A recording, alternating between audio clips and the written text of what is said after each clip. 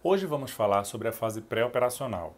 Este momento ele confirma que o empreendedor ele já concluiu o seu plano de negócios e o seu projeto ele demonstra viabilidade.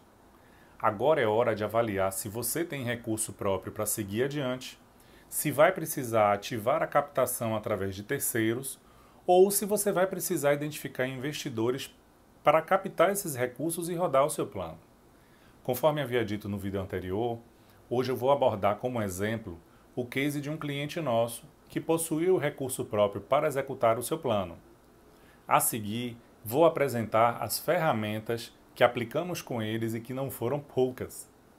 Começamos com a construção de um plano de ação para cada objetivo do projeto construído, baseado na metodologia 5W2H, em que descreve-se o que fazer, por que fazer, onde fazer, até quando fazer, quem vai fazer, como será feito e quanto custará a etapa. Em seguida, partimos para a etapa de identificação dos fornecedores e parceiros, resgatando aqueles descritos lá no plano de negócios e organizando as ações futuras. Criamos uma agenda de reuniões para abordar assuntos sobre o projeto, identificar a convergência das necessidades e expectativas e pesquisar a capacidade e o nível de competitividade deles.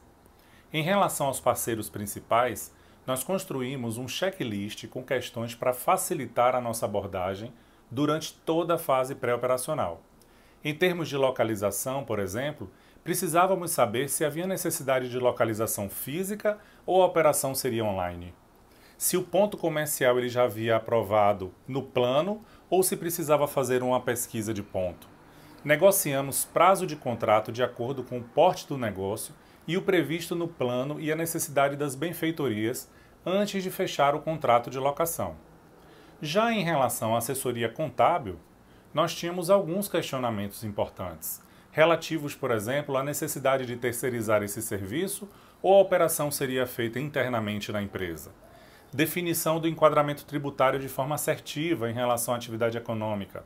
Se fosse simples nacional, identificar se seria MEI, ME, EPP. Se fosse normal, seria lucro presumido ou lucro real. A operação ela seria simplificada e poderia fazer através das contabilidades online? Ou a operação ela seria mais complexa nas questões de enquadramento tributário, questões fiscais e do setor pessoal e por isso precisaria de um apoio mais próximo? Em relação aos aspectos jurídicos, foi importante definir a relação societária. Se havia relação com investidores externos, por exemplo, se possuía contratos relevantes que precisavam ser analisados de forma orientada, se havia atividades que na empresa e que precisavam identificar riscos jurídicos, se tinha quantitativo de mão de obra e o segmento tradicionalmente possuía um turnover ou rotatividade de pessoal elevada. Esse parceiro ele é de fundamental importância, pois cuidará das medidas preventivas da organização. Em relação à arquitetura e construção, haveria necessidade de adequação do espaço para funcionamento? As necessidades de adequação demandavam estudos técnicos de layout, fluxo, ergonomia, ambiente, design. A etapa do projeto, a construção seria realizada de forma integrada ou de forma independente. Iniciamos um briefing do projeto, analisamos e aprovamos em conjunto com o arquiteto e o investidor o projeto executivo. E aí é importantíssimo orçar e aprovar a obra. Planejar o cronograma de obra é fundamental, pois esses parceiros eles precisam estar alinhados entre eles. No próximo vídeo, continuaremos falando sobre a fase pré-operacional, porém abordaremos os passos finais desta fase, que envolverão os aspectos preparatórios para a loja funcionar. Segura a ansiedade e até a próxima!